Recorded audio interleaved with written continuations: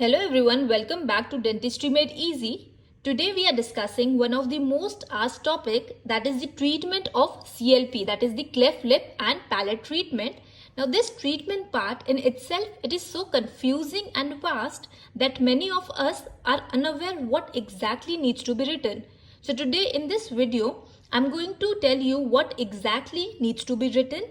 Now this treatment, it is a multidisciplinary approach and number of specialists, they play a role in the treatment of it. So CLP, it is the second most common congenital anomaly that you will find.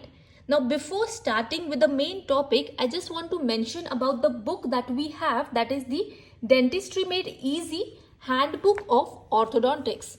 So this is the book that we have and this is how it looks. A short overview of this book. The topic that we are discussing today is the cleft lip and palate. So this is how it looks like. And the treatment part of it. Now in this, I have explained and mentioned about everything that needs to be written in the exam. So if you're interested, you can message us and the details for the same, it is written in the description below. Now starting with the main topic, which is obviously going to be a long video, but if you watch this video till the end, you will be prepared with the treatment part of CLP. So the management, it is divided into prenatal and postnatal.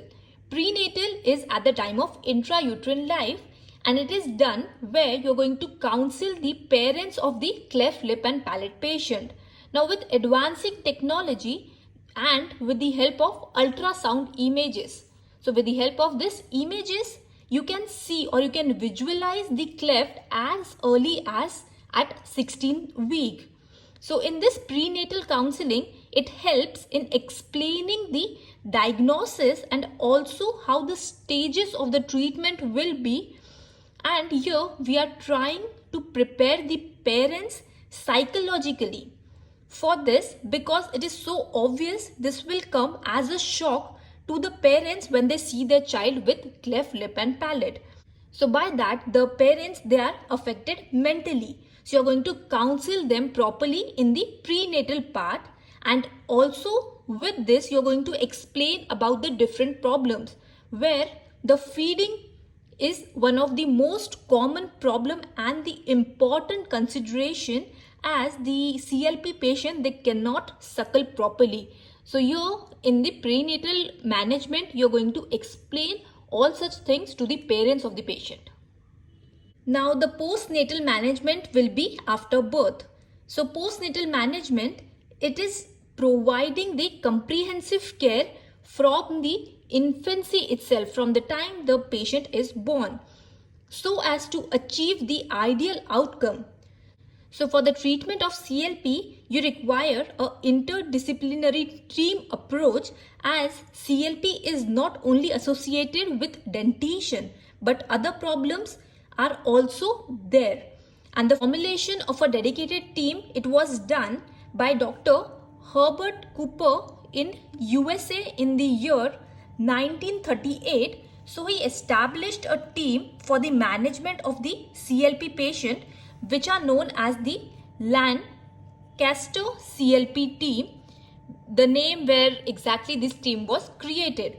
So the team, it includes an orthodontist, an oral surgeon, a plastic surgeon, a prosthodontist, pediatric dentist, an ophthalmologist, an ENT surgeon, psychiatrist, speech therapist, then nourishing support is also required. Then a genetic scientist is also included in the team of the treatment. And finally, a social worker is also needed, because CLP is a congenital defect which affects the face, that is the most visible part. So with the help of such a huge team, the patient of CLP is treated with better treatment outcome.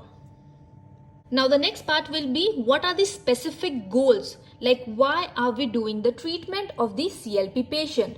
First will be the fourth and the most important thing, that is to minimize the feeding problems.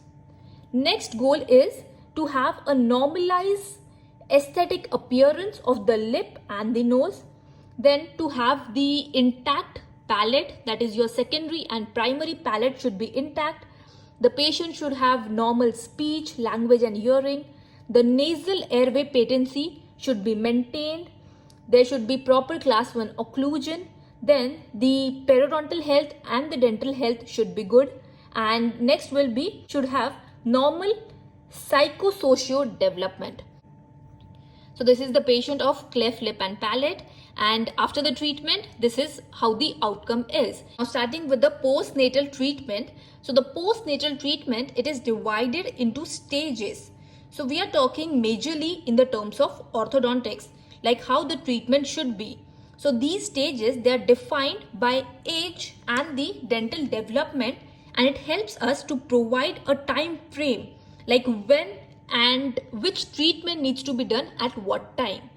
So this treatment that we are talking today will be in the terms of orthodontics. One of the major problem in infant will be the feeding difficulty. As I said, because of the abnormal musculature attachment, there is inability to create a negative intraoral pressure, and therefore sucking is disturbed.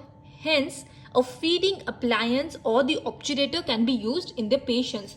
So this is an additional thing that you can write before starting with the stages of the postnatal treatment, because one of the major problem of CLP patient is the feeding problem. And because of that, certain modification or changes are done in the feeding pattern, like using such different type of bottles for the cleft lip and palate patient. Then the positioning of the patient, you can also use a small bowl, a steel bowl, to feed the patient. So these are like various methods in which the feeding difficulty can be managed, and you can also use an obturator by which a false like roof it is created over the palate. Starting with the stages, so stage 1, it is during the, now here we are going to write it as stage 1. The stage is stage 1, which is at the time of neonate and infancy. Now in this, the time period will be from birth to 2 years. And the next part we are going to discuss for the stages will be in the terms of dental treatment, like what are the treatments that you do for dentition, and the next will be the surgical interventions. So the first thing that you do in stage 1 will be the dental treatment. So from birth till 3 months, first the dental treatment is done. Now in this dental treatment, you need to write 3 major terms or 3 major things that you need to remember. That will be the pre-surgical orthopedics. The next term that you need to remember for this is the pre-surgical taping and the nasoalveolar molding. So these are the 3 main things that you do for the stage 1 in the dental treatment. And also you're going to have the fabrication of the maxillary obturator. So these are the 4 things that you need to explain in the stage 1 for the dental treatment. Starting with the dental treatment part of it. So first, what do you mean by pre-surgical orthopedics? Now, as we are talking in terms of orthodontics, we need to explain or write in brief about this dental treatment part. So pre-surgical orthopedics, it is the adjuvant therapy for the cleft lip and palate patient, and in simple term, it means repositioning of the maxillary alveolar arch using an appliance. Now, as we know, in cleft lip and palate, there is no fusion of the maxillary arch. So what this pre-surgical orthopedic is going to do, it is going to reposition that maxillary alveolar arch using an appliance. So over here, this is your maxillary arch. This is the space that is present between the arch. Using the pre-surgical orthopedic, you're going to reposition and basically you're going to minimize that space. So this pre-surgical orthopedic, it was introduced by McNeil in 1950s. The philosophy behind this, it is to reduce the displacement of the alveolar segment and to create a butt joint between these alveolar segment. So basically you're going to reduce the displacement of the alveolar segment. So this pre-surgical orthopedic, it is done usually at the 2nd to 5th week until the lip repair is done. The main aim is to achieve an upper arch form and to reduce the deformative before going for the definitive lip surgery using the appliances or the plates. Pre-surgical orthopedic, it can also be used in conjunction with the gingivo-periosteoplasty so as to close the alveolar cleft and to reduce the need of the graft which is required in the future. Also, it normalizes the tongue position and it helps in the speech development. Also, it will improve the symmetry of the nose and the maxilla. So this is about the pre-surgical orthopedics. Now in this, the appliance that is commonly used, it is known as the Latham's appliance.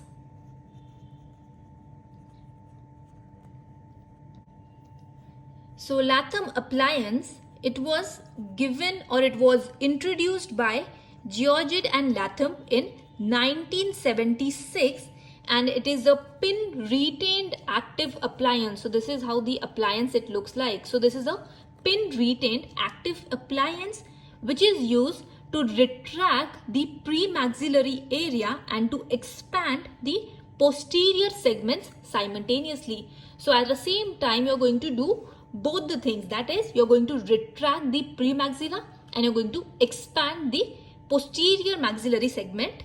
So it mechanically manipulates the maxillary segments into close approximation and it is inserted 4 weeks before the lip surgery. Now in this Latham appliance, so this green part, it is turned clockwise. By turning this clockwise, you're going to expand the maxillary segment, and this blue knob, it is turned anti-clockwise, which will retract the premaxillary area. Now as I said, there are 4 treatment modalities in the stage 1. First one is your pre-surgical orthopedics that we have completed. The next is the pre-surgical lip taping. Now this is effective in reducing the width of the cleft in the non-surgical manner. So in this, you're going to take a strip of hypoallergenic tape that is placed under tension across the cleft and it is secured to the patient's cheek. So it molds the bony tissue and it needs to be worn 24 hours, and it is done when there is wide cleft lip or the premaxillary protrusion is present. So in that case, you will go for pre-surgical lip taping. Again, over here in this picture, this is the Latham appliance that I was talking about. So we have certain pictures of these treatments which are done. So again, this is lip taping. Over here, you can see this is the tape which is used and it will help in reduction. Like if there is a white space which is present, you put on a tape and you're going to reduce that space.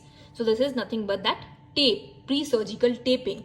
Now the next will be the nasoalveolar molding, the third modality that we were talking about. Now many treatment earlier, they did not address the deformative of nasal cartilage and the columella tissue deficiency, but the nasoalveolar molding technique, it considered them too in the case of bilateral cleft.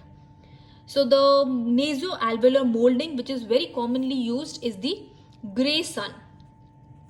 So this is the Grey Sun nasoalveolar molding appliance that is used during the pre-surgical nasoalveolar molding. So over here, this is how the appliance it looks like.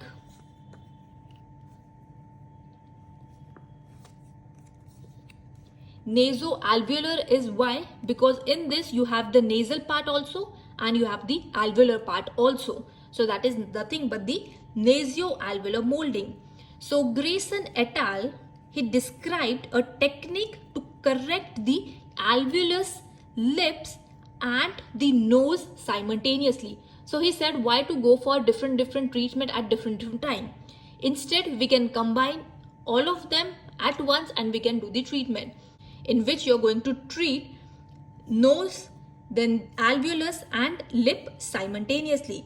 It is based on the findings which were given by Matsuo, where he recognized that the alar cartilage, it exhibits some elasticity as the auricular cartilage. So he said that your nose cartilage, alar is the nose cartilage, it also has some elasticity by which we can make the use of it and we can do the treatment. Like the auricular, like your cartilage is very elastic in the early neonates. Similarly, the alar cartilage is also elastic. So what he did was he adapted this stent. So you can see this protruded part, that is the nasal stent from the Matsuo method to extend from the anterior flange of the intraoral molding plate, and it is applying the force to shape the nasal cartilage. It is constructed on the infant's maxillary cast, and the device, it consists of a acrylic nasal stent over here, this pink part that you can see. So you have this acrylic plate and you have this acrylic nasal stent, which is known as this acrylic bulb, which is attached to the maxillary plate with the help of this rigid steel wires. So these nasal stent, what they are going to do is they are going to lift the nasal dome and they are going to mold the shape of the nostrils and the soft tissue of the cleft region. And the retentive arm is given over here. This angulation that you can see, 45 degree, is where you're going to give a retentive arm which is attached near the cleft lip region. And a small opening of 6 to 8 millimeter, it is provided over here. You can see this opening circle that you can see on the plate is provided to maintain the patency of the airway, and it is done within the first week after birth, and it is modified on weekly basis. And the nasal stent, it is incorporated when the width of the alveolar gap is reduced by about 5 millimeter. So please remember that when the distance is reduced by 5 millimeter, then you will go for the nasal stent. And this appliance, it is used for 4 to 6 months, and the alveolar molding, it is done via the active molding and the passive growth appliance. So what are the advantages? Like, why are we doing it? So first will be it helps in reducing the size of the cleft and it aids in surgery. So pre-surgical, as the name itself says, pre-surgical is you're going to do this treatment before going for the definitive surgery. So it helps in reducing the amount of surgery that needs to be done. The intensity or the complexity is reduced by going towards this pre-surgical treatment. Then it partially obturates the cleft and it assists in feeding. It is going to improve the speech. It reassures the parents at a very crucial time. Then it is going to place the nasal cartilage in the optimal position. So these are the advantages of going for this dental treatment of it. Now the next dental treatment will be the fabrication of the maxillary obturator. Now maxillary obturator, it is done. So the fabrication of this obturator, the acrylic part of it, is done at the 18 months. So it is an intraoral prosthetic device which will fill the palatal cleft, and it is going to provide the false roofing, because now here there is no fusion of the palate. So this obturator is going to create that false roof, and it will help in the feeding of the patient. The main important function of this obturator is it is going to reduce the feeding difficulty. It is going to provide the maxillary cross arch stability, and it is fabricated using the cold cure acrylic after blocking the undercuts, and the clasp or additional wings can be used for retention. So this is the fabrication of the obturator, passive obturator. This is just going to create that false roofing over the palate. It is not going to do any work. Nothing is done with this. Just creating a palate is done with the help of this obturator to minimize the difficulty in feeding. Now moving towards the surgical part of your stage 1. Now in this, the surgical part will be during the 3rd month, surgery of the cleft lip and the soft palate needs to be done. So the surgical correction of the cleft lip deformity, it is generally undertaken at the 10th week of age, and it is known as cheilorrhaphy. So this is the name for your lip surgery. So remember, during the stage 1, at the time of 10th week or 10 weeks, you go for the lip surgery, the definitive lip surgery to close the cleft lip. So here in the surgical part, you need to remember the Milard's rule of 10 for the surgery of lip. So it means that the surgery, it is not performed at not less than 10 weeks of age. So the patient should at least be 10 weeks of age. The next is the weight, it should be 10 pounds. If the patient is less than 10 pounds, you cannot go for the surgery. And the hemoglobin, it should be 10%. So in this, these are the 3 major factors that you need to consider for going towards the lip surgery. Now in lip surgery, many techniques they are developed, but one of the most commonly used or the most popular one is the rotation advancement technique, which is given by Milard. So we are going to talk in short about that technique, but if you want me to explain the surgery part of it, like how exactly it is done, so you can comment down below and I'll make a different video on the surgical part of it. Now over here, the next treatment modality that we do for the stage 1 is the closure of the palate, that is the palatography. Now this palatography, it is done between 12 to 24 weeks. So the surgical intervention first will be your lip closure, that is done at the time of 10th week or 10 weeks, that is 3 months. And the next treatment is done surgery of the hard palate and the columella lengthening and a primary bone grafting. It can be done below 2 years. So these are the surgical treatment that are done under the stage 1. What are the main objective of doing this surgery, that is your lip and palate? Like, why do we do that? First is, it is to provide good aesthetics of the lip, prolabium and the columella with good lip seal. Then the palate surgery, it is done by providing well-functioning uvula that can provide a velopharyngeal seal. So we are going to discuss what all this velopharyngeal columella is. Then the surgery should aim to generate an intact functioning palate free of any fistulas. Then the surgery should not affect the dentition and the growth of the maxilla. The first surgery that we are talking about is the lip surgery.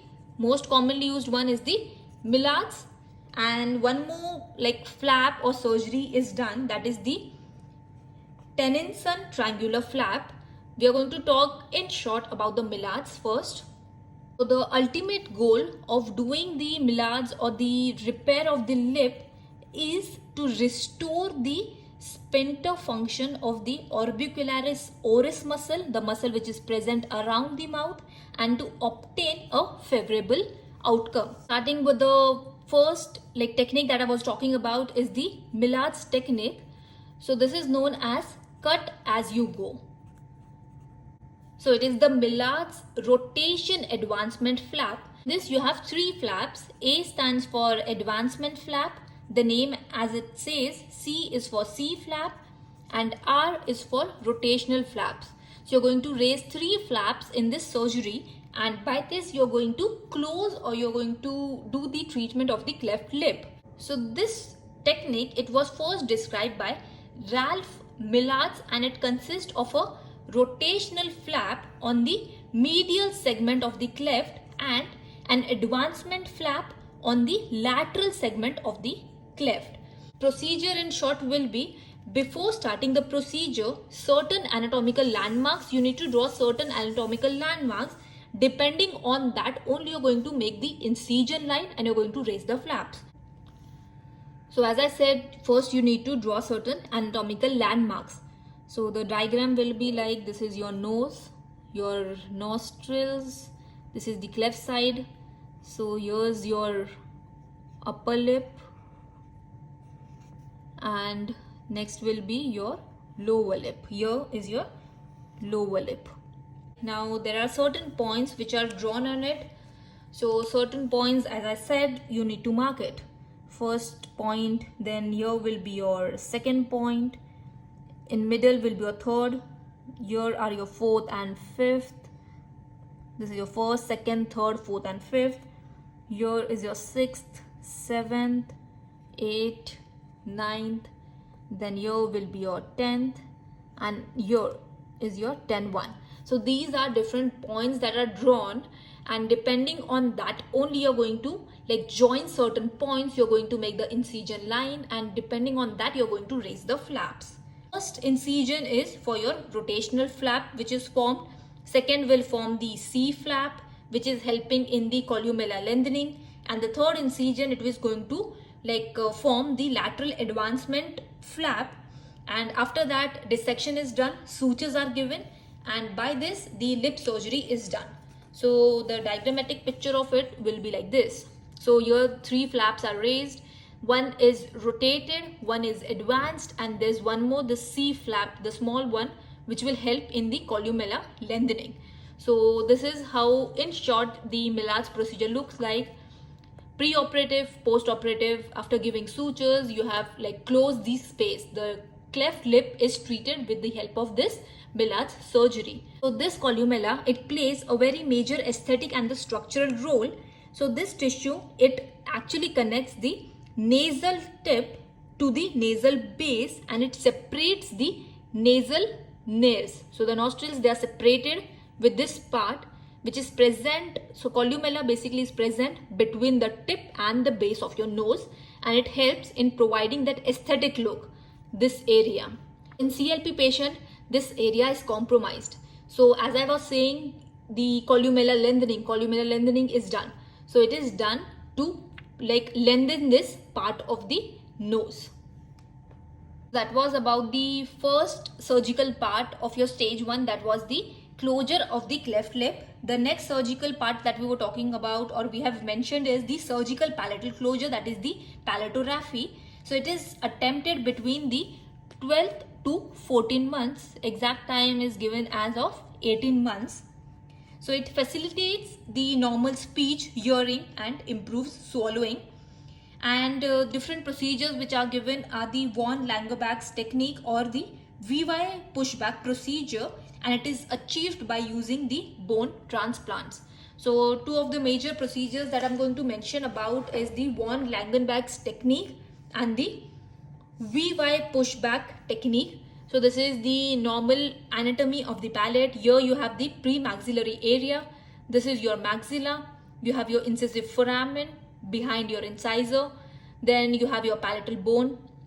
And here are the muscles which are present, which is going to play a role in this surgeries or procedures.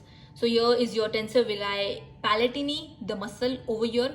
Here is your hamular process and the levator villi palatini muscle which is present.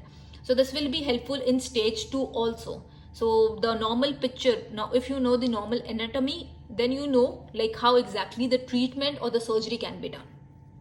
Starting with the von Langenbeck's repair, that is the surgical cleft palate part. So over here in diagram A, you can see there is this cleft palate. So in this repair, what you're going to do is you're going to have 2 bipedical mucoperiosteal flaps that are created by incising along the oral side of the cleft edges and along the posterior alveolar ridge from the maxillary tuberosities. So in this, so these are the incision line or the flaps that are made. So these flaps, they are mobilized medially by preserving the greater palatine arteries, and they are closed in layers like this. So you're going to close them in layers.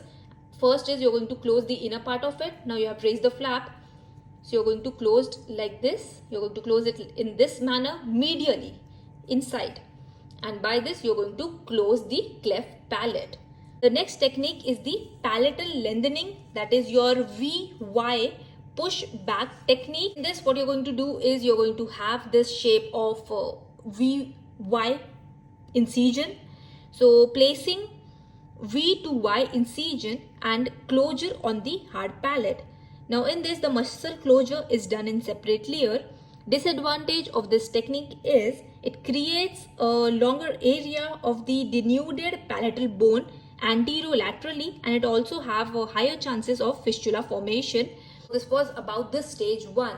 in which we have completed about the dental treatment, where you have at 3 months and then you have at the 18th month. Then you have the surgical part, that is the closure of the lip and the closure of the palate. So you have to remember in this manner, the diagram I have given in the DME book.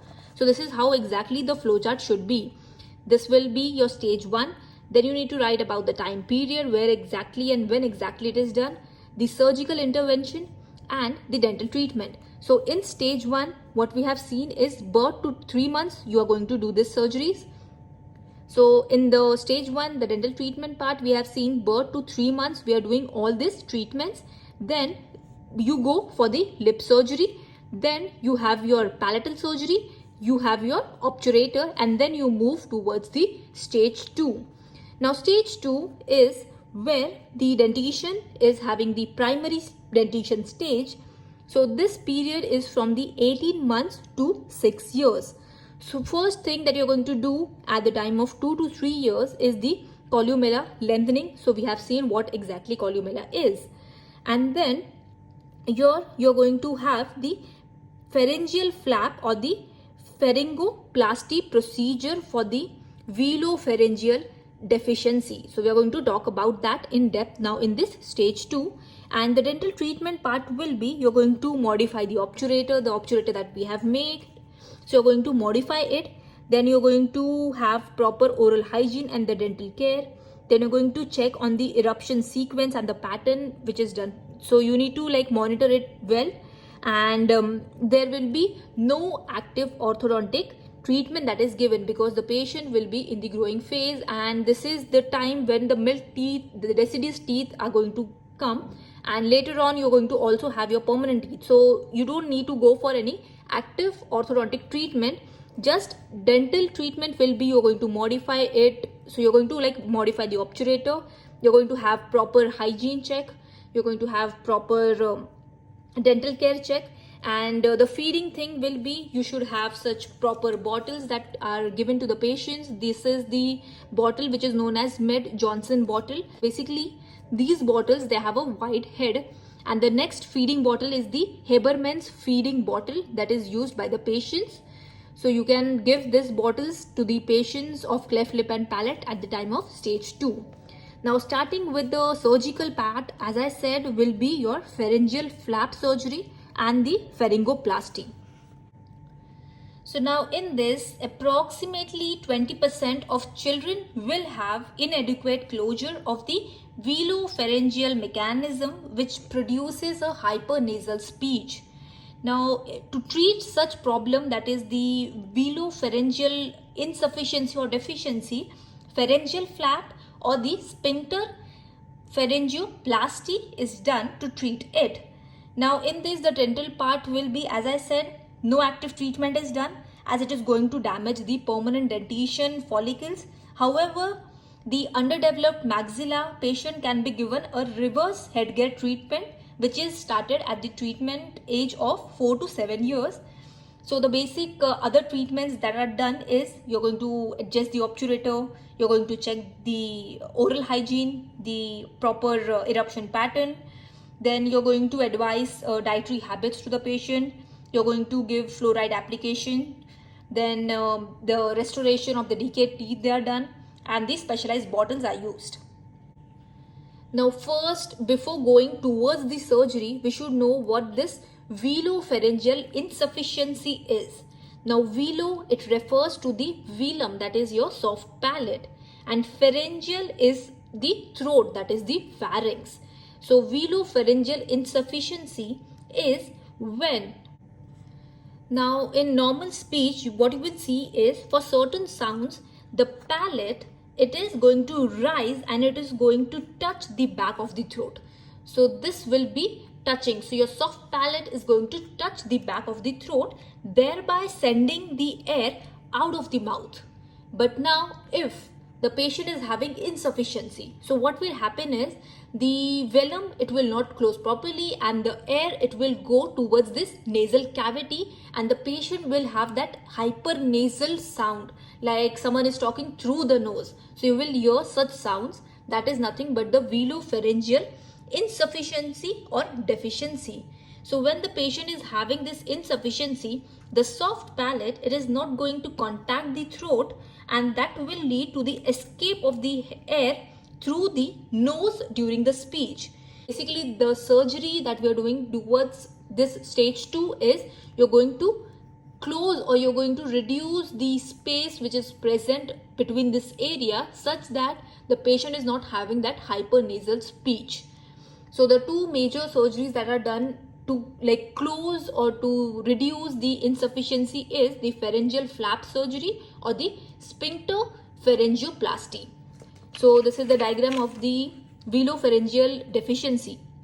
Now in this, the picture says that the normal closure of this port, the air is going to flow through the mouth. But now in the cleft lip and palate patient, this closure is affected and there is deficiency, because of which the air is going towards the nasal area and the air is flowing through the mouth and the nose also, giving that hypernasal sound of that words. This velopharyngeal closure, it is accomplished through the contracture of several major muscles like the levator villi palatini. It plays a major role in the treatment or the surgery of it. Then the musculus ovule, superior pharyngeal constrictor, etc. They play a major role in this treatment, like closure of this velopharyngeal space. This mechanism is nothing but the muscular valve is extending from the soft palate to the posterior pharyngeal wall and the lateral pharyngeal wall, creating that tight seal between the oral and the nasal cavity, and this is treated with the help of surgeries. So there can be two types of surgeries which are done to close it. That will be, you're going to lengthen the palate by repositioning the velum. So basically what you're doing in this is you're going to reposition the velum. You're going to lengthen the palate. So that is the procedure which is known as Furlow's palatoplasty, known as Z-plasty. The next treatment modality or the option will be you're reducing the opening between the nasal and the oral pharynges. So you're going to close or you're going to reduce that area. That is nothing but the velopharyngeal narrowing procedure, which is done with the help of the flap, that is your pharyngeal flap, or the sphincter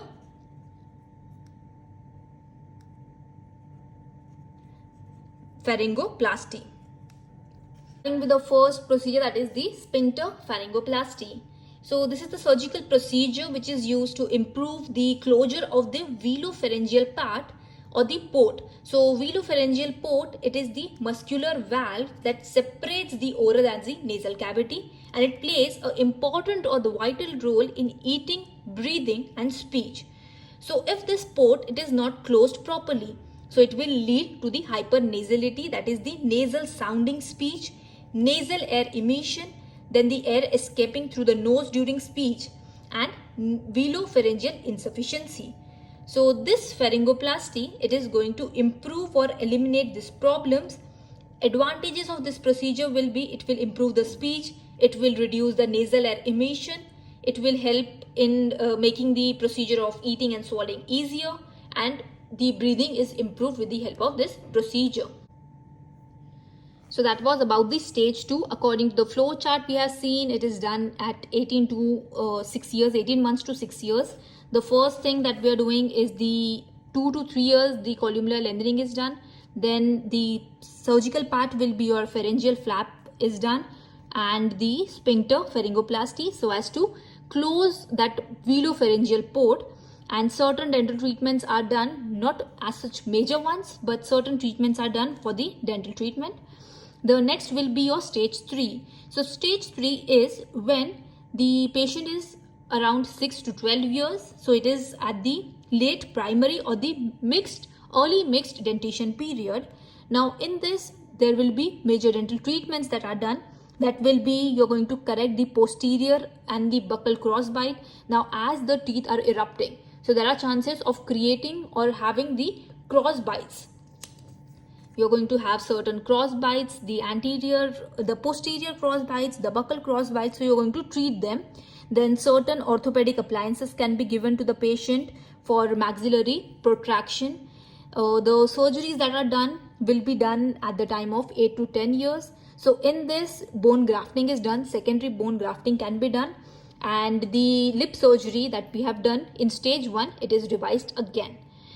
The next thing that you will do for stage 4 will be you're going to go for the comprehensive orthodontic treatment, and the prosthodontic treatment is done during the stage 4, as such surgical treatments are not done.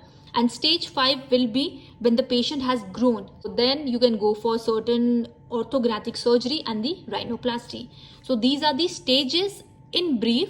Now we're going to discuss in depth about the stage 3, 4 and 5. Now moving towards the stage 3. So stage 3 is done when the patient is between 6 to 12 years. That is the mixed dentition period. So here importantly the orthodontic treatment are done. First will be you're going to correct the anterior crossbite using the appliances that can be fixed or removable appliances.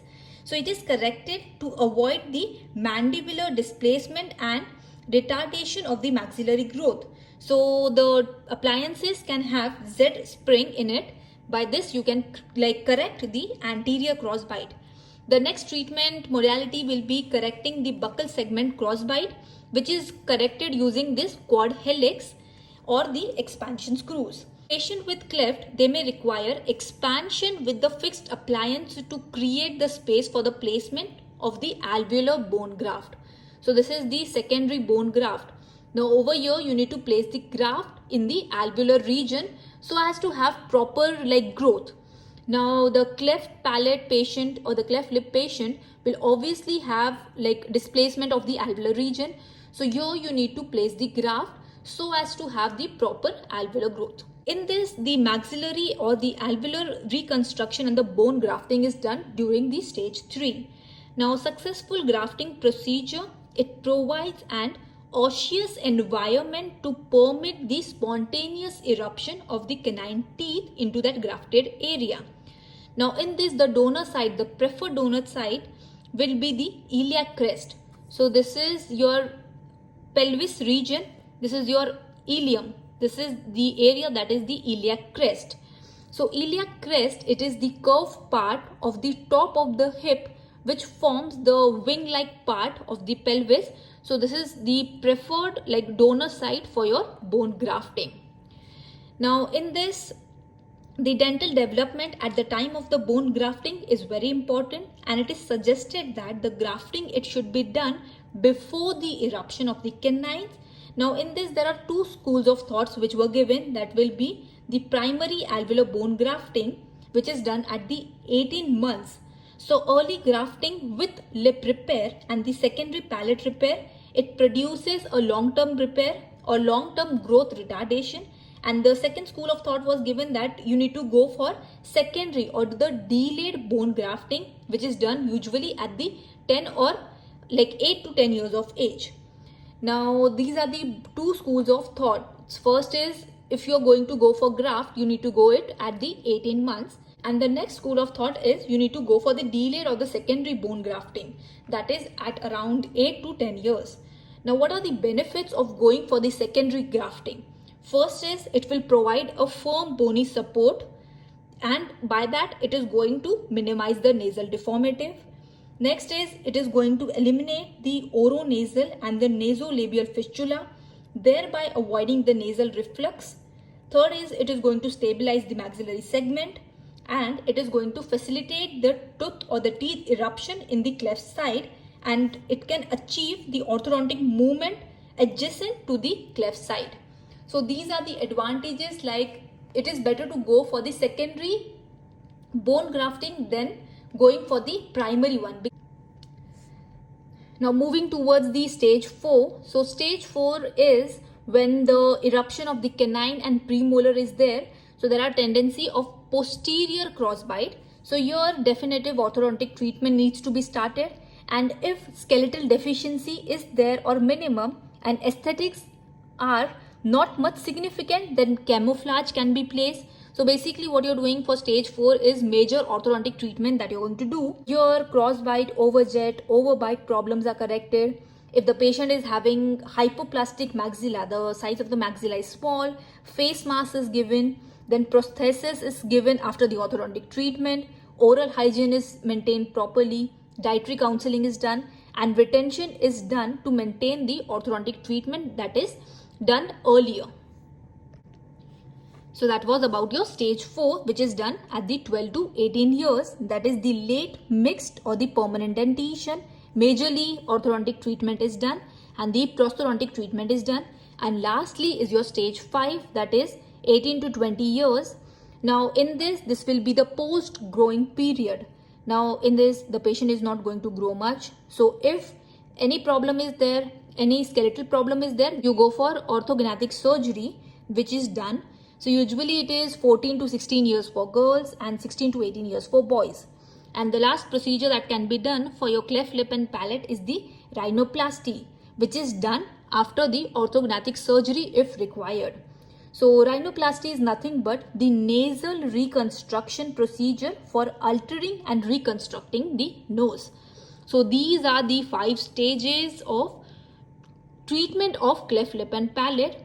So depending on these stages, you're going to treat the patient accordingly. Now the last part of this long video of the cleft lip and palate treatment will be the mentioning about the Oslo protocol, which was given for the treatment of cleft patient in 1948 with following elements. So Oslo protocol is basically doing the modification for the normal things that we have seen till now. So first what they have said is there is no need of pre-surgical orthopedics.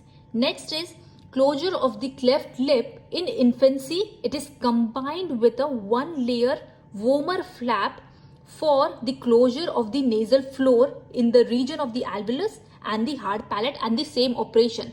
So basically what they have said is you're going to have one surgery which is going to close the cleft lip, the alveolus region and the hard palate at the same time.